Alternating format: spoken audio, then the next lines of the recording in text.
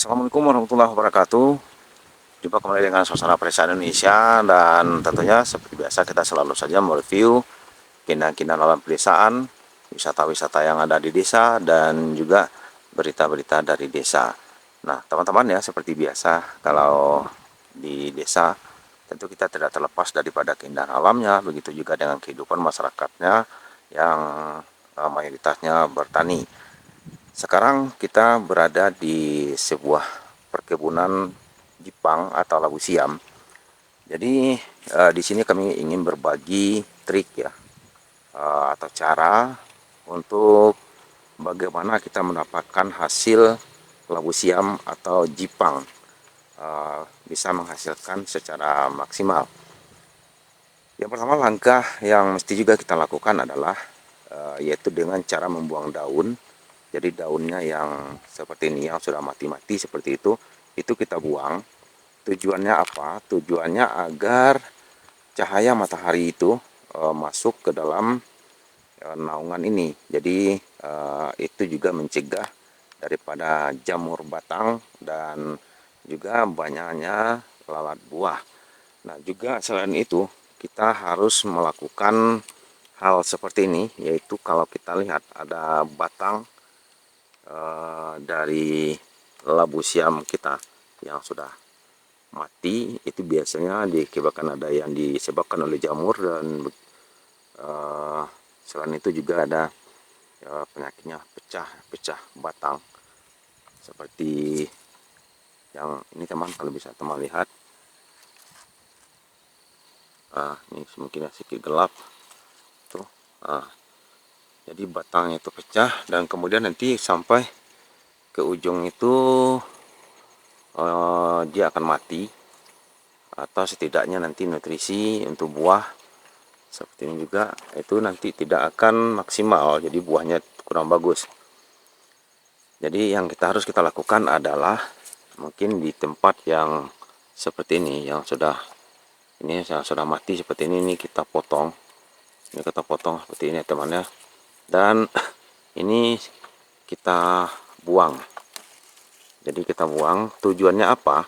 Tujuannya jangan sampai kita biarkan batang yang sudah mati ini lapuk, dan itu bisa mengundang jamur. Karena sudah busuk, apalagi di musim hujan seperti bulan-bulan Desember, November, Desember, itu kan musim penghujan, dan itu mengundang pertumbuhan jamurnya cepat. Jadi kita buang. Nah, kita buang seperti ini, teman-teman. Jadi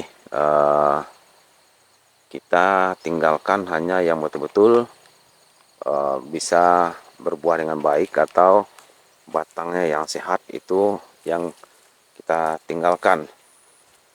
Dan selain itu juga bisa teman lihat juga, ya, seperti yang ini banyak sekali busuk, khususnya di musim penghujan. Itu diakibatkan ada yang diakibatkan lalat buah, dan juga diakibatkan oleh jamur. Nah, ini, teman, padahal dari batang bawah ini nampak sehat, tapi ini batangnya sudah mulai kuning. Nah, sudah mulai menguning.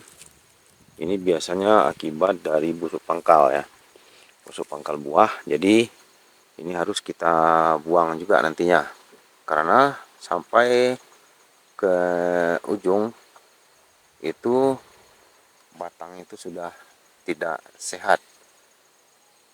Nah, dan kalau kita lihat ini mengandung air, ya, teman-teman. Nah, ini mengandung air, dan inilah nanti yang akan seperti ini akan memicu pertumbuhan jamur. Jadi itu harus juga kita lakukan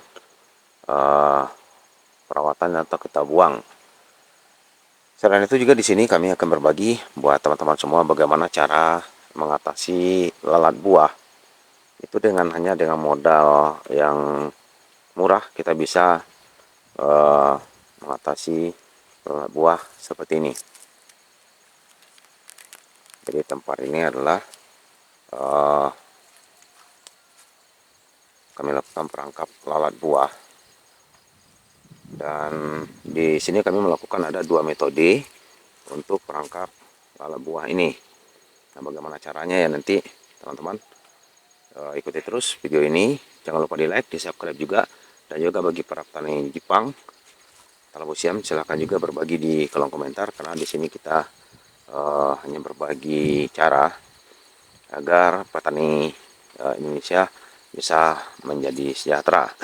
Dan yang kedua, ini juga perangkap lalat buah yang kami buat dengan secara sederhana, tapi hasilnya sangat efektif sekali. Itu bisa teman-teman lihat di dalamnya ya, sudah banyak terperangkap lalat buah. Nah, sekarang bagaimana cara membuatnya? Kita cukup dengan cara memotong botol minuman seperti ini ya, minuman mineral. Jadi bisa teman-teman lihat.